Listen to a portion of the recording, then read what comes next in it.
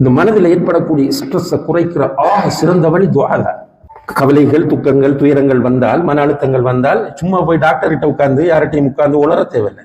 நம்மளோட வீட்டு ரகசியங்களை எல்லாம் கவுன்சிலிங் என்ற பேரில் இன்னும் ஒருவர்கிட்ட கொடுக்க வேண்டிய அவசியம் இல்லை. படித்த ரப் இருக்கிறான், அவன் சமய கேட்கக்கூடியவன், பசீர் பார்க்கக்கூடிய, நமக்கு அவனுக்கு இடையில் எந்த திரையும் கிடையாது. தஹஜ்ஜத்துக்கு எழும்ப வேண்டியது, 3 ரக்காத் 5 ரக்காத் தொழ வேண்டியது, கைகளை அவனை நோக்கி உயர்த்த வேண்டியது. யா ரப், யா ரப், யா சமீஅ், யா முஜீப், யா கதீர், யா காதிர், யா முக்ததிர். அல்லாஹ்விடத்தில் A to Z எல்லாவற்றையும் முறையிட வேண்டியது. உள்ளம் அப்படியே அமைதி அடையும். முறையிடும் போது எப்படி முறையிடணும் என்றால், அல்லாஹ்வுடைய தூதர் சில விஷயங்களை சொல்றாங்க. உதுல்லாஹ வ அன்தும் மூகினூன பில் இஜாபா. துஆ கேளுங்க, அல்லாஹ் பதில் தருவான் என்கிற நம்பிக்கையோடு கேளுங்க. தருவான், தருவான். திரும்ப திரும்ப தட்டுங்கள், தருவான். நிச்சயமாக அல்லாஹ் தன்னுடைய அடியான் அவனிடத்தில் அவனுடைய கைகளை உயர்த்தி விட்டால் வெறுங்கையோடு அனுப்புவதற்கு வெட்கப்படுகிறான் என்று நபி ஸல்லல்லாஹு அலைஹி வஸல்லம் அவர்கள் சொன்னார். பதில் தருவான் என்கிற உறுதியான நம்பிக்கையோடு கேட்க வேண்டும். முதலாவது. இரண்டாவது, நீங்கள் அல்லாஹ்விடம் கேட்டால் ஃபல்யஅஸிமில் மஸ்அலா, உறுதியாக கேளுங்கள். உறுதியாக கேட்கணும். யா அல்லாஹ், நீ விரும்பினாத்தா, விரும்பாட்டி வீடு இல்லை, எனக்கு குழந்தை இல்லை, யா அல்லாஹ் நீ தான் தரணும். குழந்தையை தரக்கூடிய ஆற்றல் உன்னை தவிர வேறு யாரிடமும் இல்லை. மருத்துவனால் முடியாது. இந்த உலகமே ஒன்று சேர்ந்தாலும் யா அல்லாஹ் எனக்கு குழந்தையை தர முடியாது. நீ நாடினால் கணவனே இல்லாமல் மரியம் அலைஹிஸ்ஸலாம் அவர்களுக்கு ஈசா அலைஹிஸ்ஸலாம் அவர்களை கொடுத்தாய். எனவே என்னுடைய கணவனோடு நான் சேர்ந்து வாழுகிறேன், எனக்கு குழந்தையை கொடு என்று உறுதியாக அல்லாஹ்விடம் கேட்க வேண்டும். யா அல்லாஹ் நீ விரும்பினா குழந்தையை கொடு என்று கேட்கக்கூடாது. இது இரண்டாவது. மூன்றாவது, நீங்கள் துஆ கேட்டால் நீங்கள் அவசரப்படாத வரை உங்களுடைய துஆவுக்கு பதில் கிடைக்கும். சுப்ஹானல்லாஹ். சஹாபாக்கள் கேட்டார்கள், ஒமல் இஸ்திஜாலு யா ரசூலல்லாஹ், அவசரப்படுறா என்னன்னு கேட்டாங்க. ஒரு ஆள் துஆ கேட்கிறார், திரும்ப கேட்கிறார், திரும்ப கேட்கிறார், காபத்துல்லாஹ் போய் கேட்கிறார், மஸ்ஜித் நபவி போய் கேட்கிறார், ரவுதால உட்கார்ந்து கேட்கிறார், தஹஜ்ஜத்துல கேட்கிறார், பிரயாணத்துல கேட்கிறார். ஒரு 2 வருஷமா போராடுறார். இப்போ கூட்டாளிமார்கிட்ட வந்து, ஃபேமிலிகிட்ட வந்து, மற்றாக்கள்கிட்ட சொல்றார், கேட்க கேட்க நல்லா தாரானில்ல, கேட்கிறேன் கேட்கிறேன், அல்லாஹ் தராமல் இருக்கிறான். இதுதான் அவசரப்படுவது என்று சொன்னார்.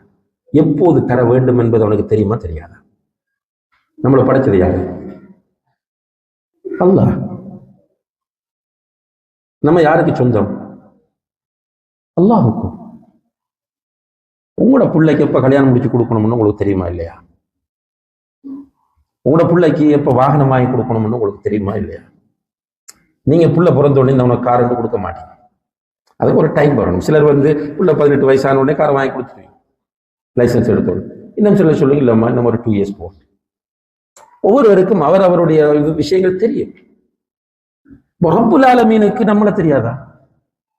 எனக்கு எப்போது கல்வியை தர வேண்டும், எப்போது பணத்தை தர வேண்டும், எப்போது சிட்டிசன்ஷிப்பை தர வேண்டும், எப்போது என்னுடைய நோயை குணப்படுத்த வேண்டும், அவனுக்கு தெரியும். ஆனால் என்னுடைய டியூட்டி என்ன? கேட்டுட்டே இருக்கும். ஆனால் நம்பிக்கையோடு கேட்க வேண்டும், அவசரப்படாமல் கேட்க வேண்டும், உறுதியோடு கேட்க வேண்டும்.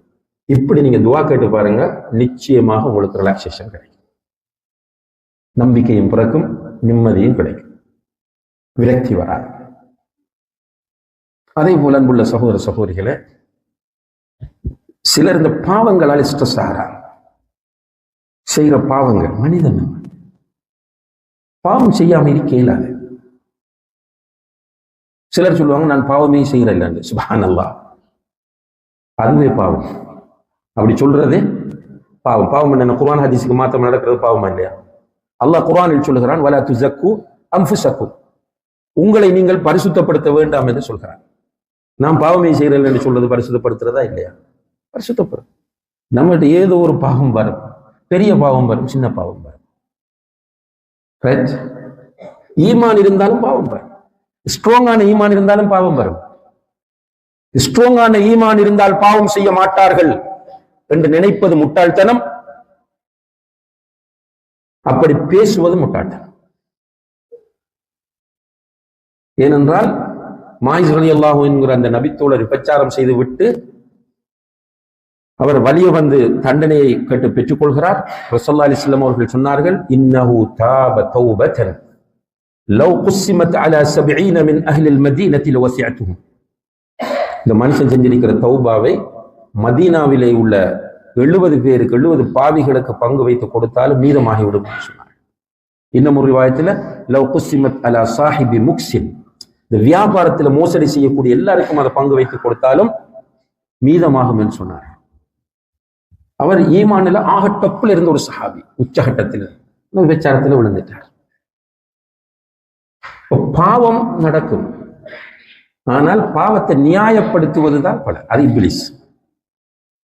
நம்ம செஞ்ச பாவத்தை நியாயப்படுத்து எல்லாத்திலையும் வரும். பாவம் பண்ணக்குள்ள விபச்சாரத்தை மட்டும் நினைக்காதீங்க, அல்லது ஆல்கோஹால் பாவிக்கிறத மட்டும் நினைக்காதீர்கள், அல்லது ஜினா என்னது ரிபா இன்ட்ரெஸ்ட் வட்டியை மட்டும் நினைக்காதீர்கள். ரைட்? பாவம் என்று சொல்லும் போது அடுத்தவனுடைய மானத்தில் விளையாடுவதும் பாவம், அடுத்தவனுடைய கண்ணியத்தை குலைப்பதும் பாவம், ஒருவருடைய மனதை நோகடிப்பதும் பாவம், அண்டை விட்டானுக்கு தொல்லை கொடுப்பது பாவம், நம்முடைய கையால் பாதையிலே மற்றவர்களுக்கு தொல்லை தரக்கூடிய ஒரு பொருளை போட்டு விட்டு செல்வது பாவம். இப்ப எல்லாருக்கிட்டையும் பாவம் என்ன? பாவம்ன்றது விபச்சாரம், அல்கோஹால், வட்டி. அதுல மாகப்பெரிய பாவம் என்ன? விபச்சாரம். இப்படி ஒரு டெபினிஷனை வச்சுக்கிறோம். இல்லை, மனிதனிடத்தில் பாவங்கள் வரும், ஆனால் நம்முடைய பாவத்தை நாம் உணர வேண்டும், அதற்காக கவலைப்பட வேண்டும். ரசூலுல்லாஹி அலைஹி வஸல்லம் சொன்னார், அந்நதமு தௌபா. உன்னுடைய கவலை வந்துட்டாலே அது தௌபா தான் என்றார். நான் இப்படி பண்ணிட்டேனே, ஏன் பண்ணினேன், என்னுடைய ரப்புக்கு ஏன் நான் இப்படி மாறு செய்தேன் என்று ஃபீல் பண்ணுவது தௌபா.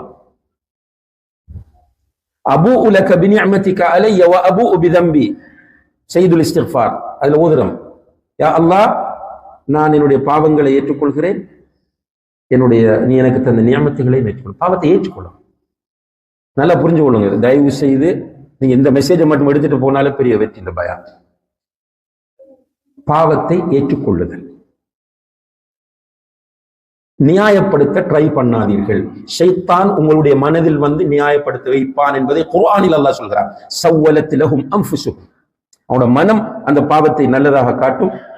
அதே போல ஷைத்தான் அவர்களுக்கு அவர்களுடைய பாவங்களை அழகாக்கி காட்டுவான். பாவத்தை அழகாக்க ட்ரை பண்றோம், நியாயப்படுத்த ட்ரை பண்ணுகிறோம் என்றால் ஷைத்தானுடைய வழியில் போய்கொண்டிருக்கிறோம், ஈமான் ஸ்ட்ராங் ஆகவில்லை. பாவத்தை ஏற்றுக்கொண்டு தௌபா செய்யுங்கள். நிச்சயமாக அல்லாஹ் நீங்கள் என்ன பாவம் செய்தாலும் மன்னிப்பார். என்ன பாவமாக இருக்கலாம், அது உச்சகட்டமான ஷிர்காக கூட இருக்கலாம், அது நஅூது பில்லாஹ் அல்லாஹ்வை நம்ம மிக மோசமாக திட்டிய ஒரு பாவமாக கூட இருக்கலாம். அந்த பாவத்துக்கு நம்ம போய் நான் இப்படி செய்து விட்டேன் என்று உணர்ந்து தௌபா செய்தால் அல்லாஹ் மன்னிப்பான். எவ்வளவு அழகாக சொல்லுகிறான், யா இபாதி, என்னுடைய அடியார்களே, அல்லதீன அஸ்ரஃபு அலா அன்ஃபுஸிஹிம், தங்களுக்கு தாங்களே நிறைய பாவம் செய்து அணியிழைத்துக் கொண்ட என்னுடைய அடியார்களே, லா தக்னது மின் ரஹ்மத்தில்லாஹ், அல்லாஹ்வுடைய ரஹ்மத்தில் நீங்கள் நம்பிக்கை இழக்காதீர்கள். இன்னல்லாஹ யக்ஃபிரு ذுனூப ஜமீஆ, நிச்சயமாக அல்லாஹ் எல்லா பாவங்களையும் மன்னிப்பான். சுப்ஹானல்லாஹ். அன்புள்ள சகோதர சகோதரிகளே, நமக்கு அல்லாஹ் என்ன குறை வச்சிருக்கிறான்? அல்லாஹ் தந்திருக்கிற நிஅமத்துகள் எண்ணி பார்த்திருக்கிறோமா? وَإِن تَعُدُّوا نِعْمَةَ اللَّهِ لَا تُحْصُوهَا. அல்லாஹ் தந்திருக்கிற நிஅமத்துகளை எண்ண ஆரம்பித்தால் உங்களால் எண்ணி முடிக்கவே முடியாது. அல்லாஹ் தந்திருக்கிற நிஅமத்துகளை நீங்கள் புரிய வேண்டும் என்றால் அந்த நிஅமத்துகளை இழந்து நிற்கிறவர்களை பாருங்க, அந்த நியமத்து இல்லாமல் இருக்கிறவங்களை பாருங்க, உங்களுக்கு நியமத் புரியும். ஆனா நமக்கு எப்ப புரியும் என்றால், அப்பன் அருமை அப்பன் செத்தால் தெரியும், உப்பின் அருமை உப்பில்லாவிட்டால் தெரியும் என்பார். நமக்கு மிஸ் ஆகும் போது அந்த நியமத் தெரிகிறது, இருக்கும்போது தெரிவதில்லை. இவ்வளவு நியமத்துகளை தந்து அல்லாஹ் என்ன சொல்றாங்கன்னா, நீங்கள் எனக்கு கட்டுப்படுங்கள். வமா ஹலக்துல் ஜின்ன வல் இன்ஸ இல்லா லியஅ்புதூன். நீங்க எனக்கு கட்டுப்பட வேண்டும், நான் சொல்றபடி வாழணும், என்னுடைய தூதர் காட்டுறபடி நீங்கள் வாழ வேண்டும். இருந்தாலும் அல்லாஹ் தந்த நியமத்துகள் அத்தனையும் அனுபவித்துக் கொண்டு நம்ம பாவம் செய்கிறோம் எல்லாரும். சுப்ஹானல்லாஹ். அல்லாஹ் நம்மை பார்த்து அழைக்கிற ஒரு அழைப்பு இருக்கிறது. உண்மையில தனியே இருந்து நிதானமாக அதை ஓதினால் அழாமல் எழுந்திருக்க முடியாது. வஸாரிஉ இலா மக்ஃபிரத்தின் மின் ரப்பிக்கும். உங்களுடைய ரப்பிடம் இருக்கிற மன்னிப்பின் பால் நீங்கள் ஒருவருக்கு ஒருவர் போட்டி போட்டு விரைந்து வாருங்கள் என்று அல்லாஹ் சொல்றார். உங்களுடைய ரப்பிடம் இருக்கிற மக்ஃபிரா மன்னிப்பு, அந்த மன்னிப்பு அல்லாஹ் மன்னிப்பை வச்சுக்கொண்டு வாங்க வாங்கன்னு சொல்லலாம். தஹஜ்ஜத்துடைய நேரத்தில் அல்லாஹ் நம்மை பார்த்து சொல்கிறான், ஹல் மின் முஸ்தக்ஃபிரின் ஃபஅக்ஃபிர் லஹு, என்னிடம் மன்னிப்பு கேட்டு யாராவது வந்திருக்கிறீர்களா, உங்களுக்கு மன்னிப்பு தர நான் வந்திருக்கிறேன். அப்ப பாவம் செஞ்சுட்டு ஸ்ட்ரெஸ் ஆக தேவையில்லை. சில சகோதரிகள் ஓசிடிக்கு போறாங்க, பாவம் செஞ்சுட்டு.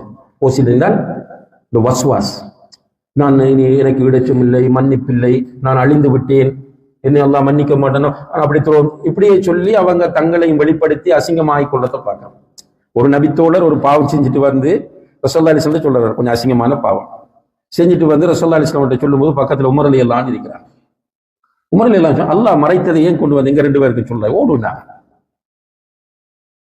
இந்த ஸ்ட்ரெஸ்ஸுக்கு ஆகிறவர்கள் போய் எல்லார்ட்டையும் சொல்லி நான் அப்படி பண்ணிட்டேன், உமா கிட்ட போய் சொல்றது, வைஃப் கிட்ட போய் சொல்றது, சிஸ்டர்கிட்ட இப்படி சொல்லி அவரை அசிங்கப்பட்டுக் கொள்கிறார். அப்ப பாவம் செய்தால் அன்புள்ள சகோதர சகோதரிகளை மன்னிப்பு இருக்கிறது. எதுவரை மன்னிப்பு இருக்கு? மௌத்தாகும் வரை மன்னிப்பு இருக்கு. இன்ஷா அல்லாஹ் ஸ்ட்ரெஸ் ஆக தேவையில்லை. ஆனால் ஈமான் உள்ள ஒருவன் ஜஸ்ட் லைக் தட் பாவம் செய்ய போக மாட்டான். ஈமான் உள்ள ஒருவன் பாவம் செய்து விட்டால் அவனுடைய மனச்சாட்சி பேசும். உடனே அல்லாஹுக்கு முன்னால் வருவான், உள்ளம் உருகி உடைந்து விழுந்து கண்ணீர் சிந்தி தௌபா செய்வான். எனவே சிம்பிளாக சொல்வதாக இருந்தால் அன்புள்ள சகோதர சகோதரிகளே, நிம்மதியாக மகிழ்ச்சியாக சந்தோஷமாக வாழ வேண்டும் என்றால் பொருளாதாரம் தேவையில்லை, பெரிய பதவிகள் தேவை கிடையாது, ரைட், பெரிய பிசினஸ் எல்லாம் அவசியம் இல்லை, பெரிய வீடு தேவையில்லை. மனம் நிம்மதியாக இருக்க வேண்டும் என்றால் ஒரே வழி ஈமான், அமல் சாலிஹாத். இந்த அமல் சாலிஹாத்துடைய விஷயம் நீளமானது.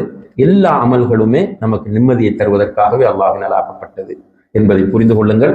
அதிலும் தொழுகை, துஆ, திக்ர், தௌபா போன்ற வணக்கங்கள் மன நிம்மதியை தரக்கூடியவை. குர்ஆன் ஓதுதல், இவற்றில் நம்ம கூடுதல் ஈடுபாடு காட்ட வேண்டும். ஈமான் இருந்தால் எல்லாம் வரும். எல்லாம் வல்ல அல்லாஹ் ஜல்ல ஷானஹு தஆலா நம்முடைய உள்ளங்களில் ஈமானை உறுதியாக்கி அமல் சாலிஹாத் என்கிற நல்லமல்களை செய்யக்கூடிய நல்லடியார்களாக நம் அனைவரையும் ஆக்கி வைப்பானாக. மன அழுத்தங்கள், மன உளைச்சல்கள், விரக்திகள் போன்ற நோய்களில் இருந்து அல்லாஹு தஆலா நம் அனைவரையும் பாதுகாத்து இம்மையிலும் மறுமையிலும் நிம்மதியாக வாழ அல்லாஹு தஆலா நம் எல்லோருக்கும் தௌஃபீக் செய்வானாக. வ ஆஹிரு தஅவானா அனில் ஹம்துலில்லாஹி ரப்பில் ஆலமீன். வஸ்ஸலாமு அலைக்கும் வரஹ்மத்துல்லாஹி வபரகாத்துஹு.